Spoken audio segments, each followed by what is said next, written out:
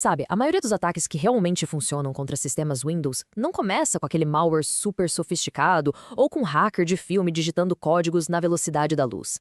Não. Eles começam com algo muito mais simples e até previsível. Algo que é, de fato, perigoso, as configurações padrão. Pensa só. São serviços que já vêm ligados desde o momento da instalação, criados para facilitar a vida, mas que no fim das contas criam uma superfície de ataque perfeita para quem sabe onde procurar. Muitas vezes, ao ligar o computador, a gente tem aquela sensação de que está tudo sob controle, né? Mas, na verdade, existem vários processos rodando ali em segundo plano, processos que foram ativados sem que ninguém pedisse, sem que ninguém configurasse ou, o que é pior, sem que ninguém nem questionasse. O invasor não precisa nem adivinhar, ele só usa scanners automáticos que procuram exatamente por essas configurações padrão.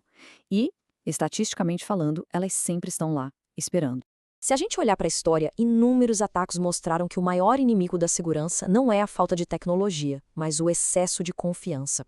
Ambientes Windows, seja em uma empresa gigante ou em casa, compartilham o mesmo problema: serviços habilitados por padrão, muitos deles totalmente desnecessários. Quando um scanner encontra um serviço desses ativo, ele não vê só uma função do sistema, ele enxerga uma oportunidade, um ponto de entrada claro na superfície de ataque. E essa oportunidade tem um nome bem específico: escalação de privilégio. Esse é o objetivo final de qualquer ataque. O invasor consegue um acesso inicial, talvez com as credenciais de um usuário comum, com pouquíssimos poderes, mas isso não é suficiente. O alvo real é ir desse usuário limitado a ter controle total, absoluto sobre o sistema, poder fazer literalmente qualquer coisa. Ok, vamos dar uma olhada em como essa invasão acontece passo a passo. O processo é bem metódico. Primeiro, o invasor consegue um ponto de apoio, como as credenciais de um usuário qualquer. Depois, ele cria o que a gente chama de payload, basicamente, um programa malicioso, muitas vezes disfarçado de arquivo de sistema, uma DLL, por exemplo. Esse payload é projetado para dar a ele o controle remoto. O passo crucial vem agora, a injeção. Ele engana um serviço confiável do sistema para carregar esse payload. É um verdadeiro cavalo de Troia. O sistema executa o código malicioso achando que é algo legítimo e pronto. O resultado é a tomada total do controle. E para entender o tamanho do estrago, é só olhar a diferença de poder. Um usuário padrão, o nosso Bruce Wayne aqui, pode usar aplicativos, mexer nos seus próprios arquivos. O impacto de uma ação maliciosa é contido, fica ali, restrito. Mas a conta Entity Authority System, bom, essa conta tem as chaves do reino. Ela pode instalar programas, alterar qualquer configuração do sistema, criar e deletar outros usuários, incluindo os administradores. É o nível mais alto de poder que existe numa máquina Windows. É por isso que chegar em System é o objetivo final. Então, a pergunta de $1 milhão é: que serviço é esse? Pensem bem.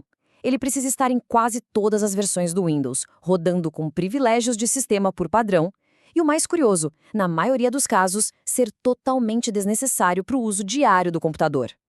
A resposta esteve debaixo do nosso nariz o tempo todo. E aqui está ele, o spooler de impressão do Windows. É isso mesmo, aquele serviço responsável por gerenciar a impressão de documentos.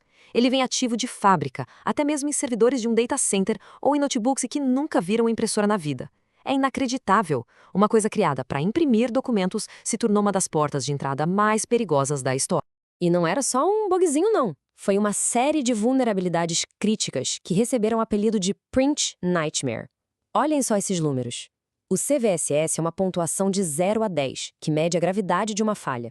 Uma nota de 9,8 é quase um apocalipse em termos de segurança. Isso permitia a execução remota de código, ou RCE. O que isso significa? Que um invasor na mesma rede poderia rodar qualquer comando no sistema como se estivesse sentado na frente dele. Assustador. A história de como isso tudo veio à tona é no mínimo fascinante. Em junho de 2021, a Microsoft lançou uma correção para o que ela achava que era um bug de baixa prioridade.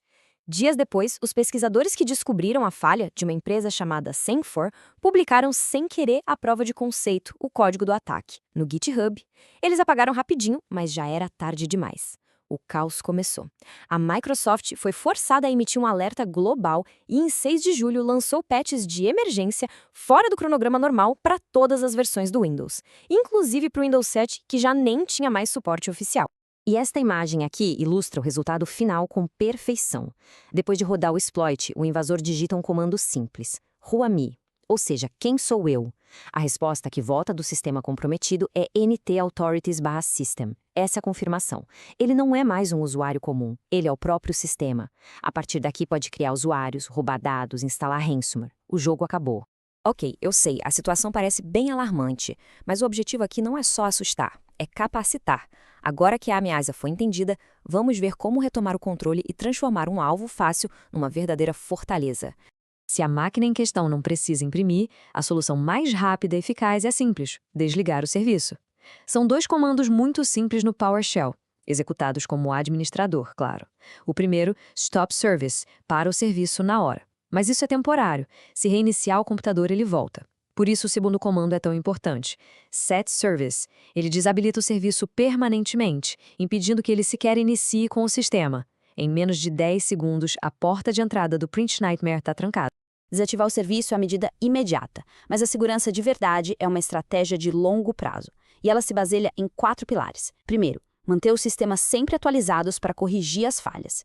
Segundo, usar políticas de grupo, as famosas GPOs, para restringir permissões arriscadas como a instalação de drivers. Terceiro, auditar configurações críticas no registro do sistema. E por último, mas não menos importante, segmentar a rede. Isso ajuda a conter qualquer ataque, impedindo que ele se espalhe. A conclusão de toda essa análise é bem direta. A segurança começa com o controle. Não é o invasor que cria o maior risco, é a configuração descuidada que entrega o acesso de bandeja. O Print Nightmare foi um alerta gigantesco, mas o spooler de impressão é apenas um exemplo.